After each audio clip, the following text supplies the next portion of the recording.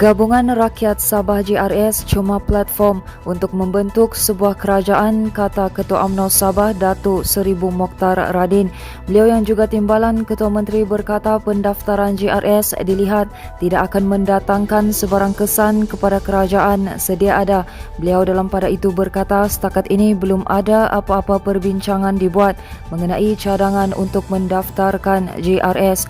Sebelum ini terdapat beberapa pihak mencadangkan supaya JRS didaftarkan sebagai sebuah gabungan parti politik yang rasmi untuk memperkasa ahli parti komponen dan hala tuju gabungan itu.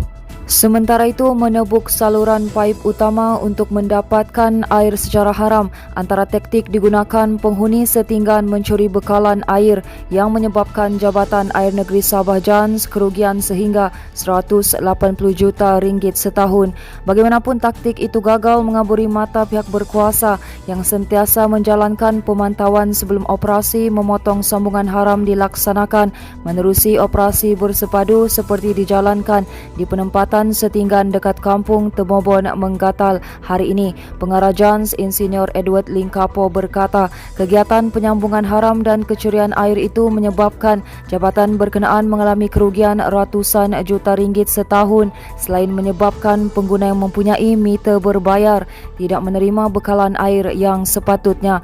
Katanya lagi kegiatan itu menyebabkan beberapa kawasan di utara kota Kinabalu terjejas bekalan air terutama di Universiti Utama Kondominium UUC dan Universiti Kondo Apartmen 2 UCA 2. Sehubungan itu, Edward berkata, JANS memerlukan bantuan daripada pelbagai agensi tempatan termasuk pihak berkuasa untuk melaksanakan operasi berkenaan.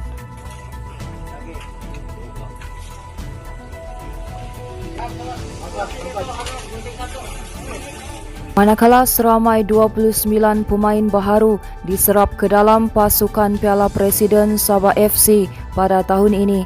Setiausaha Agung Persatuan Bola Sepak Sabah SAFA Datuk Dr. Jelani Hamdan berkata sebelum ini seramai 63 pemain dikenal pasti diserap dalam senarai akhir hasil pemilihan dan usaha berterusan dilakukan Ketua Jurulatih Julius Ating sambil dibantu penolongnya Burhan Ajoy.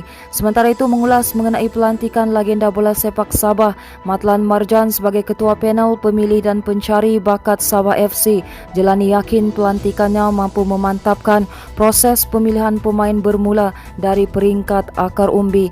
Katanya Matlan yang juga bekas pemain kebangsaan dilantik mengetuai panel pemilih selama setahun berkuat kuasa pada 1 Oktober 2021. Pelantikan Matlan yang dibantu ikon muda bola sepak Sabah Rozaimi Abdul Rahman diberi peranan mencari pemain berkebolehan untuk memantapkan lagi pasukan bola sepak negeri. Mengulas mengenai Rozaimi pula, Jelani yang juga pengarah Sabah FC berkata kehadiran pemain berbakat itu disasar menggamit lebih ramai bakat anak muda tempatan untuk mengikut jejak langkahnya selaku role model bola sepak Sabah. Jelani berkata gandingan Matlan dan Rozaimi sambil dibantu barisan kejurulatihan skuad Piala Presiden dijangka mampu melahirkan lebih ramai bakat muda sekaligus memantapkan pasukan bawah 21 tahun Sabah FC. Seterusnya kita beralih kepada berita jenayah di mana kerjasama polis dan masyarakat di daerah Sepitang terbukti berhasil apabila dua individu membabitkan pengedar dan penagih dadah berjaya ditahan dalam operasi yang dijalankan kemarin. Kedua-dua lelaki berusia 40-an terbabit ditahan dalam dua serbuan berasingan di Kampung Guru-Guru dan Kampung Batu 2, Jalan Sindumin, Sepitang bermula jam 1.30 tengah hari.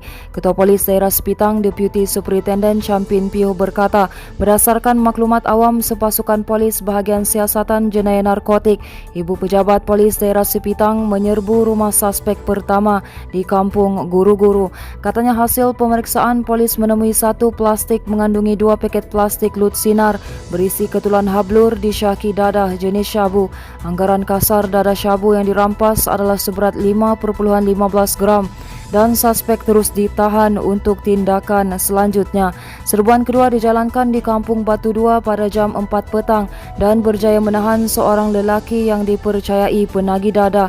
Champin berkata hasil ujian saringan air kencing yang dijalankan terhadap kedua-dua suspek juga didapati positif dadah jenis amfetamin dan metafetamin, manakala suspek kedua yang mempunyai 3 rekod jenayah lampau telah disiasat mengikut Seksyen 15-1-E ADB 1952.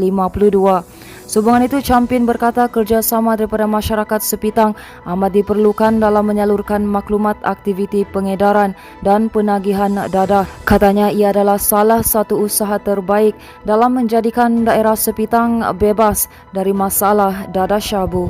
Seterusnya, Sabah mencatat kes baharu COVID-19 antara yang terendah dalam tempoh 8 bulan sejak pertengahan Mei tahun lalu dengan catatan hanya 118 kes hari ini.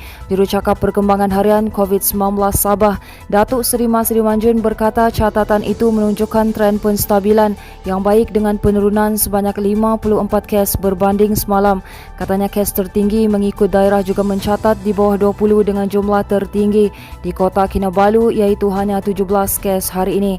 Jelasnya turun naik jumlah kes harian di Sabah banyak dipengaruhi oleh kemunculan kluster baharu dari masa ke masa.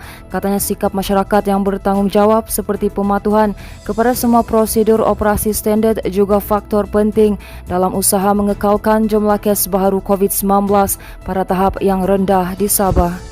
Teruskan bersama kami di asoka.com, berita komprehensif.